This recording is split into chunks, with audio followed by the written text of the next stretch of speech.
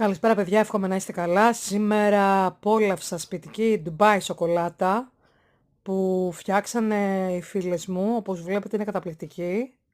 Κοιτάξτε, την κόψαμε με το μαχαίρι, δείτε πόσο ωραία κόπηκε. Κοιτάξτε λίγο, κοιτάξτε τώρα. Τώρα που την κόβω, κοιτάξτε με σας παρακαλώ πολύ.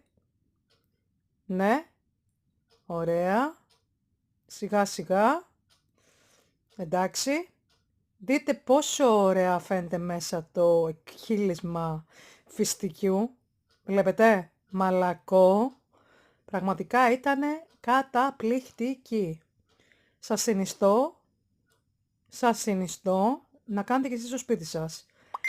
Αν σας αρέσει το βιντεάκι μου, κοινοποιήστε το, κάντε εγγραφή παιδιά στο κανάλι μου οπωσδήποτε για να το στήριξετε. Πατήστε like και αφήστε κάτω στα σχόλια αν έχετε φάει ποτέ και αν έχετε δοκιμάσει να φτιάξετε κι εσείς όπως φτιάξαμε κι εμείς. Μη ζηλεύετε, εντάξει.